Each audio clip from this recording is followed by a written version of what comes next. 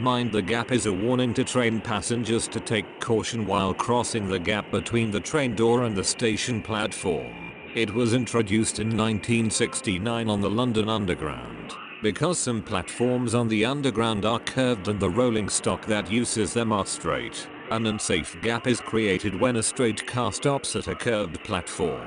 In the absence of a device to automatically fill the gap, some form of visual and auditory warning was needed to prevent passengers from being caught unaware and suffering injury by stepping into the wide gap. The phrase "mind the gap" was chosen for this purpose and can be found painted along the edges of curved platforms as well as via a recorded announcement played when a train arrives. A mind gap can be defined as a liminal mental space or moment that happens into the flux of consciousness, whose main characteristic is to cause an interrupting blank in the relation between the conscious entity and the time or place inhabited. This concept is closely related to the idea of non-place. While anthropological place is the transparency between culture, society and individual, that is, a place in which the idea of individual, his overall culture and the world's history converge into a coherent mix. The case of non-places being the other way around, a space in which individuals, cultures and sociology are dislocated, thus granting the individual the benefit of anonymity and uniqueness that derives in an homogeneity of uniquenesses.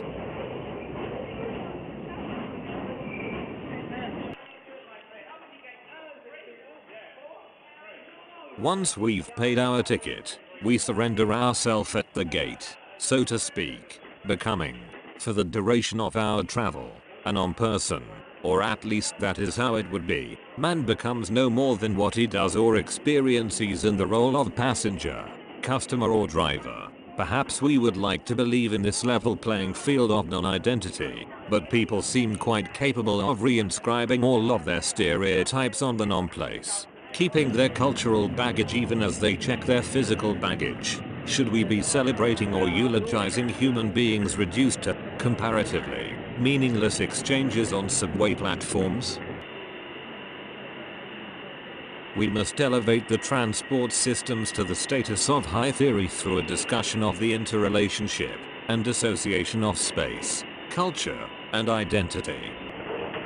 Hypermodernity, in some cases synonymous to supermodernity, is a type, mode, or stage of society that reflects a deepening or intensification of modernity.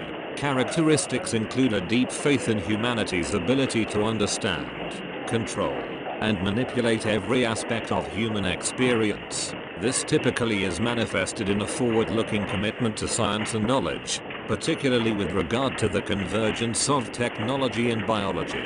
The emphasis on the value of new technology to overcome natural limitations lends itself to a diminution or outright repudiation of the past, since yesterday's knowledge can be considered less than today's. Cyberspace is the utopia of non-place, as is based on the idea of the interconnection of informational nodes. A new time-space relation is then created.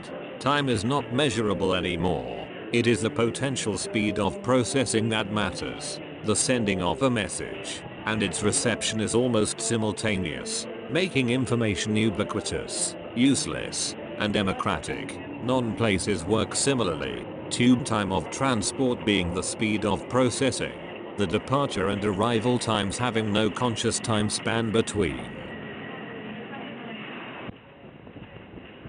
Non-places are designed to be experienced by transitory and mobile shoppers, commuters, corporate nomads, tourists, itinerants, migrants, and virtual workers.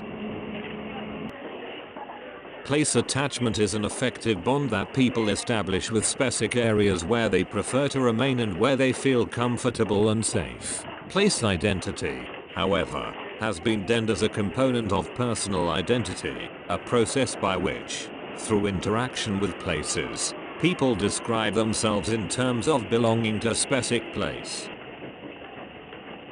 Place and non-place are rather like opposed polarities. The first is never completely erased, the second never totally completed. They are like palimpsests on which the scrambled game of identity and relations is ceaselessly rewritten.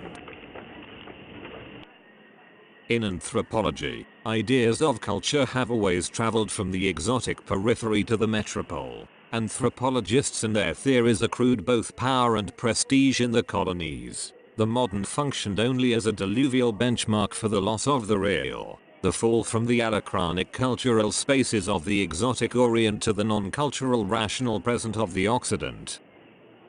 In any case, the modern is reduced to a series of Occidental texts forced on people from the outside. We do not always dwell in the supermodern, nor, perhaps, will we ever. Rather, we traverse non-place on our way to the innumerable places that make up the sum of our lives. Even as the train accelerates and our past selves recede along the railway, we know that our identity, along with the sometimes unbearable fullness of belonging, is only temporarily suspended, to be picked up later. This fleeting quality is the most fascinating aspect of non-place.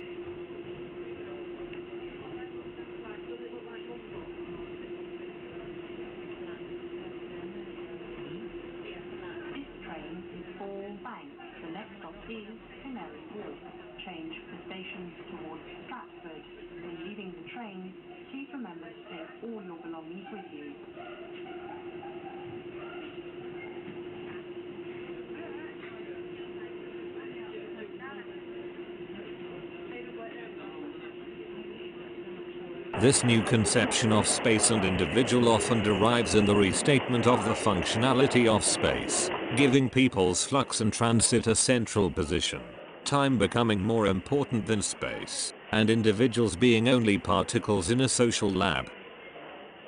The psychological individual used to live into stable, rather permanent space, things and their use. Hypermodernity in non-places turn this into a rather unstable, ever-changing realm of ungrabbable objects that spontaneously may belong to the self or to the philosophical other or to general otherness, making existential anguish and stress increase or decrease, obeying to the logics of pure hazard. This can declench variable consequent reactions in the person's meaningful life.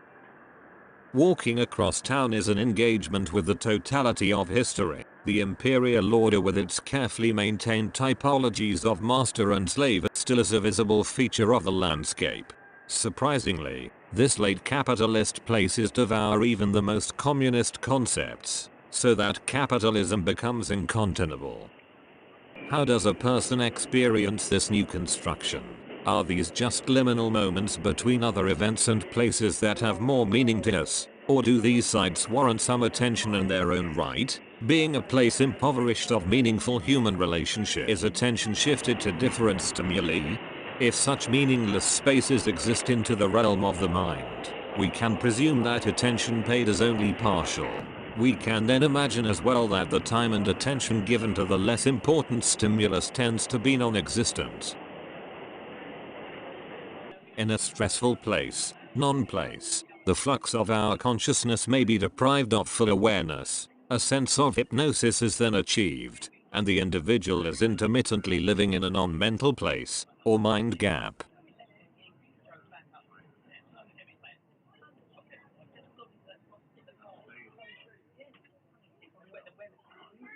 While non-place may reduce history and social life to a train timetable display, it does this in highly temporary and unstable ways. We must arrive at a destination, but we are, in the end, thrown back on ourselves, cradled in the bosom of non-place and assured that, no matter what sticky places in which we find ourselves embroiled in after we land or get in the train, we are, for the time being, nowhere, reclining in a self-referential non-place with nothing to do but reflect on the idol of the world happening outside us. This is the failure to subject the individual consciousness to entirely new ordeals of solitude.